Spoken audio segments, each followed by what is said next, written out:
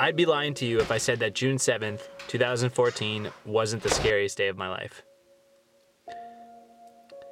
It was a beautiful morning and the sun was shining. It was one of those days, it was so nice that you could hear the sound waves coming from the sky. But little did I know that it would turn into one of the most tragic days of my life. It was 9 o'clock in the morning and I remember being woken up to a small amount of smoke seeping through the house. I knew something was wrong right away. I jumped out of my bed and ran as fast as I could through the house until I noticed the smoke started getting worse towards the basement. And in that moment, when I opened the basement door and seen the entire place on fire, I had 10 million thoughts running through my head in a split second. 10 million thoughts at least. I ran into the basement so fast that I ended up breathing in so much black smoke that it took the air out of my lungs and I ran outside and collapsed on the ground. I was the only one awake because everyone in the house was still sound asleep. I remember trying to yell for my family to wake up, but I inhaled so much smoke that I was left laying on the ground in tears wondering if my family was still alive or not.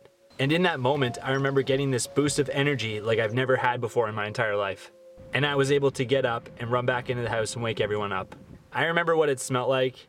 I remember hearing my parents screaming for someone to call 911. And I'll never forget the feeling of watching my entire childhood fully engulfed in flames. The firefighters showed up about 20 minutes later. So you can only imagine how much damage had been done with the fire going for half an hour before they even showed up. I remember watching the windows get smashed out and watching the power lines explode and turning the entire sky into the brightest explosion you'll ever see in your life. An hour passed and they finally managed to put out the fire inside the house. And something I'll never forget is the look on my sister's face when they brought out her kitty who survived being in the house for over an hour during the whole thing. As soon as they put the fire out, I didn't even hesitate to run into the house to check on my lizard, which I've owned for half of my life.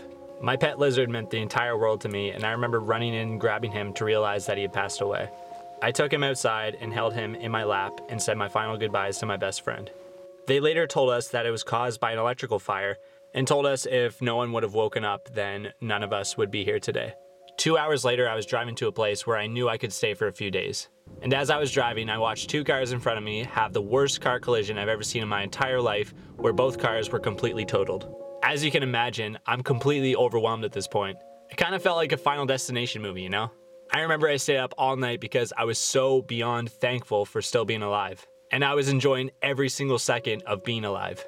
I went to this place called Fort Howe, where you can look off into the city of St. John. I went to Fort Howe specifically to watch the sun come up and appreciate the fact that I still had the chance to witness something beautiful like that. I had my GoPro in my car, which was the only camera I had at the time. As I was watching the sun come up, I asked myself, if you were given one more chance at life, what would you do differently? And in that moment, I realized that I wanted to start making YouTube videos again. I wanted to inspire people to be proud of being different and be a positive person even when it seemed like I was the only one doing that. Bad stuff in life will happen to you, that is guaranteed. You could be the nicest, most caring person in the world, and life will catch you on the blind side when you least expect it. You're going to have your good days and your bad days. Sometimes life just doesn't seem fair and you feel like you just want to completely give up on everything. I'm here today to tell you that no matter how bad a certain situation may be, it's not going to last forever. Sometimes it takes hitting rock bottom in order to grow as a person. I learned to appreciate the bad days because without the bad days, the good days would not exist. Here I am 3 years later.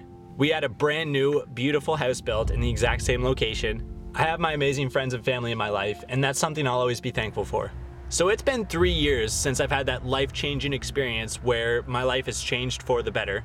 And if there is just one last thing I could say, man, it feels great to be alive today. Some superhero, some fairy tale bliss, just something I can turn to, somebody I can miss.